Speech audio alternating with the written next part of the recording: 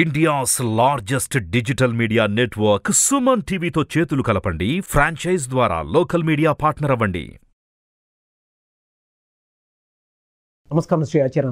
నమస్కారం అండి. ఈ వీడియోలో ఏం చెప్తున్నారు? విశ్వ నియమాలు అంటే చాలా విచిత్రంగా ఉంటాయండి. అవి మనకి సామాన్యంగా అర్థం కావు. నేను ఎన్నోసార్లు చెప్పాను, ప్రతి సంఘటనకి కారణం మనమే. అంటే ఇది ఇలా ఎందుకు జరిగిందని ఒకసారి మనం బేరేజ్ వేసుకొని ఆలోచిస్తూ లోతుకి వెళ్ళినప్పుడు మాత్రమే దానికి సమాధానం దొరుకుతుంది. కొన్ని విషయాల్లో సమాధానం కూడా దొరకదు. ఎందుకంటే విశ్వం తన పని తాను చేసుకుంటూ వెళ్ళిపోతుంది, ఎవరి కోసం ఆగదు. ఎక్కడ కూడా దానికి నియమాలు లేవు. ఓకే, అది మన పట్ల నియమాలు వర్తిస్తాయి తప్ప దానికంటూ నియమాలు లేవు.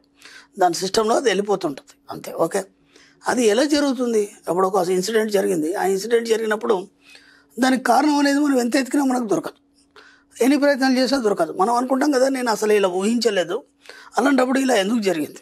ఇప్పుడు మన సబ్జెక్ట్లో ఊహించిందే జరుగుతుంది కదా, అలాంటప్పుడు ఊహించినప్పుడు ఇది ఎలా జరిగింది? ఇది ఆశ్చర్యమే కదా. ఊహించినప్పుడే జరగాలి కదా మన సబ్జెక్ట్లో. ఊహించకుండా ఇలాంటి విషయం ఎందుకు జరిగింది, నా జీవితంలోనే ఇది ఎందుకు అయింది అంటే ఎలా ఉంటుందంటే, కొన్ని విషయాలు మనకి విచిత్రంగా అసలు చెప్పుకోవడానికి ఉండదు, అలాగని ఎవరికి అడిగినా సమాధానం ఉండదు. ఒక గొప్ప వాళ్ళకి కానీ లేకపోతే అనుభవజ్ఞులకు అడిగినా కానీ ఏమో నాకు తెలియదని వాళ్ళు దాటేస్తారు. అంటే దానికి ఎక్కడ కూడా నీకు ఆన్సర్ ఉండదు. కొన్ని రోజుల తర్వాత కానీ కొన్ని సంవత్సరాల తర్వాత కానీ ఎప్పుడో ఒకప్పుడు మాత్రం దానికి ఆన్సర్ అనేది మీకే తెలుస్తుంది. అది ఎవరికి కూడా తెలియపోయినా మీకే తెలుస్తుంది. ఎలా ఉంటుంది విశ్వనియమం అనేది నేను కొన్ని ఎగ్జాంపుల్స్ చెప్తాను. నేను చూసినంత మట్టుకు. నేను ఒక యూట్యూబ్లో ఒక చిన్న వీడియో చేశారు ఎవరు అబ్బాయి, నాకు బాగా నచ్చింది అది. అతను ఏం చేశాడంటే, ఒక ఆటోని ఫాలో అవుతూ వెళ్ళాడు. ఓకే, ఆటో వెనకాల ఒక హీరో ఉంది. ఆ హీరో ఆగిట్ట కూర్చున్నాడు దర్జాగా. దాని కింద ఒక టైటిల్ ఉంది, ఏమనంటే నన్ను ఆపేవాడేవాడ్రా. ఓకే ఓకే నన్ను ఆపేవాడేవాడ్రా అని ఒక టైటిల్ ఉంది. ఆ ఆటోని తను దాదాపు ఒక అరగంట ఫాలో అయ్యాడు.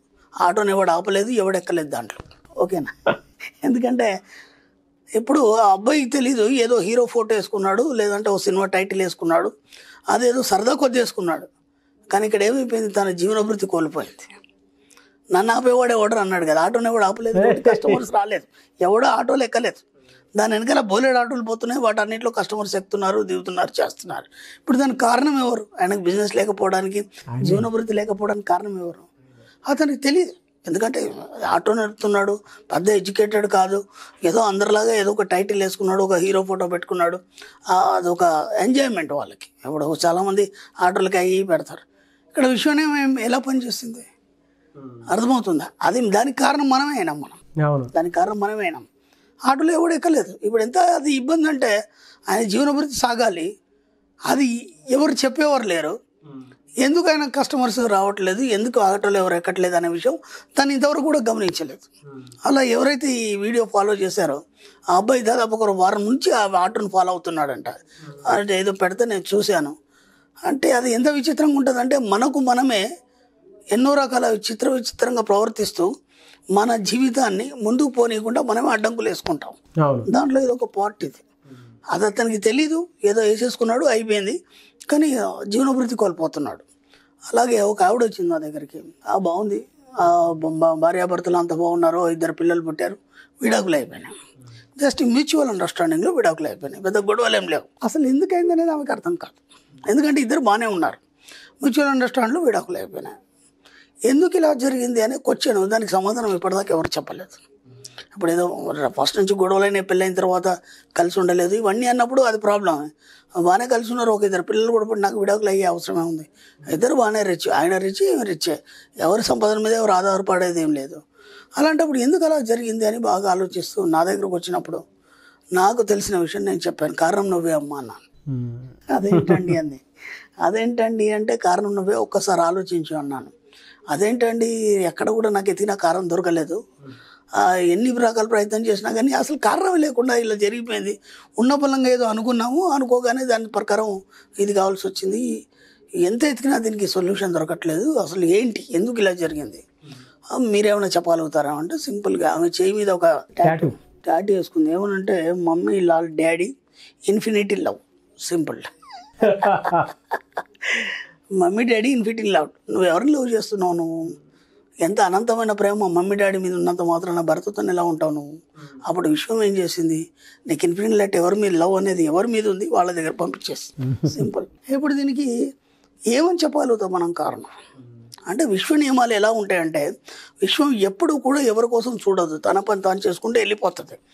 నీకు తెలియకుండా నీ అంతర్లీనంగా నువ్వు ఏదైతే పెట్టుకున్నావో దానికి అనుగుణంగానే అది పనిచేస్తుంది. అందుకే నేను 100,000 సార్లు చెప్పాను, మీ యొక్క అంతర్లీనంగా మీ అంతరంగంలో ఉన్నటువంటి ఏదైతే మానసికమైనటువంటి ఘర్షణ కావచ్చు, ఆందోళన కావచ్చు, సంతోషం కావచ్చు, భయం కావచ్చు, దానికి అనుగుణంగానే విశ్వం పనిచేస్తుంది.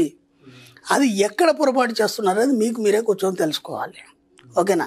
ఒక ఇన్సిడెంట్ కావడానికి కారణం ఏందనేది మీకు మీరు తెలుసుకున్నప్పుడు మాత్రమే, పదే పదే ఆలోచించినప్పుడు మాత్రం మీకు తట్టచ్చు తట్టకపోవచ్చు. ఎందుకంటే చెప్తున్నాను కదా, విశ్వ నియమాలు ఎవరికి అర్థం కావు, తట్టకపోవచ్చు కూడా, ఇబ్బంది ఏం లేదు. ఎందుకంటే మనం ఈ సబ్జెక్ట్లో ఉన్నాం కాబట్టి ఈజీగా దాన్ని క్యాచ్ చేయగలిగాము, చెప్పగలిగాము. ఈరోజు ఆమె నిజం తెలుసుకుంది, ఓహో ఇలానా, ఇది కూడా కారణమేనా అనుకుంది. చూస్తే ట్యాటూయే, ఎవరైనా కానీ మమ్మీ డాడీ ఇలా అని చెప్పుకొని పెట్టుకోవడం తప్పేం లేదు. కానీ ఇక్కడ ఏమైపోయిందంటే దానికి తగ్గట్టుగా విశ్వం అలా వాళ్ళని డైవర్ట్ చేసి ఎంత ఇబ్బందిగా ఉంది అది.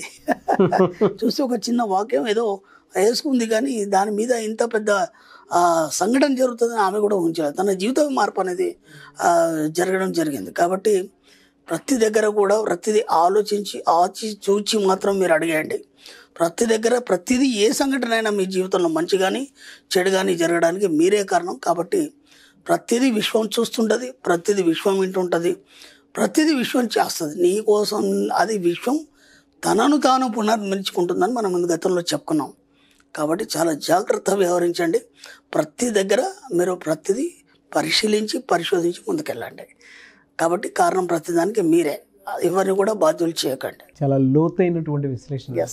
ఎందుకంటే తెలియదండి, అంటే ఒక నెగిటివ్ ఇంపాక్ట్ ఎవరో చేయాల్సినటువంటి అవసరం ఉండదు, బయట మనకు మనమే తెలియకుండానే చేసేసుకుంటాం. తెలియకుండా అత్యుత్సాహం కరెక్ట్ చెప్పారు. అది అత్యుత్సాహం. అది నువ్వు ఉంటే మనసులో ఉంచుకో, కానీ నువ్వు దాన్ని మొత్తం నీ బాడీలో భాగంగా చేసుకున్నావు కదా టాటూతోని, అది ఎంతవరకు కరెక్ట్ అది. కాబట్టి అదే ఇచ్చింది విశ్వం, తప్పేం లేదు. విశ్వ నియమాలు ధర్మాలు పర్ఫెక్ట్గా ఉంటాయి, దాంట్లో ఎలాంటి సంశయం ఉండదు. ఇలా బోలెడు చూస్తున్నాను నా జీవితంలో, ఎంతోమంది క్లయింట్స్ వచ్చి నా దగ్గర ఎన్నో చెప్పుకున్నప్పుడు సమాధానం వాళ్ళ దాంట్లో నుంచి వాళ్ళకే చెప్పిస్తాను నేను, షాక్ అయిపోతారు. కాబట్టి విశ్వ నియమాలు అంటే వేరు. థ్యాంక్ యూ సార్, వీడియోలో చాలా మంచి విశ్లేషణ చెప్పారు మీరు. ఎందుకంటే ఒక్కళ్ళు ఒక చోట కూర్చొని ఆలోచించుకుంటేనే మనం ఏం చేస్తున్నాం అనే దాని మీద, తప్పులు ఎక్కడ చేస్తున్నాం అనే దాని మీద ఒక అవగాహన వస్తుంది, ఎక్కడ తప్పు ఉంది అనేది. సో వీడియో చూసిన తర్వాత చాలామందికి ఆ క్లారిటీ వస్తుంది, ఓహో ఫలానా చోట నేను తప్పు చేస్తున్నాను అనేది.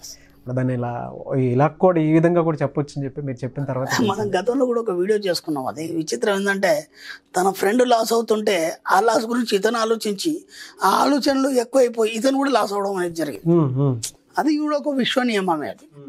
కాబట్టి చాలా ఈ సబ్జెక్ట్ అనేది ఎంత డెలికేట్ అంటే ఎంత పర్ఫెక్ట్ అంత డెలికేట్ కూడా, చాలా జాగ్రత్త హ్యాండిల్ చేయాలి. సబ్జెక్ట్లోకి వచ్చినాక మన లైఫ్ని మనం అలా మార్చుకున్నప్పుడు మాత్రమే మనం సరైన దిశలో ఎప్పటికీ నిలవగలుగుతాం. ఏ కొద్దిగా అటు ఇటు తేడైనా సరే మళ్ళీ పడిపోవడం జరుగుతుంది.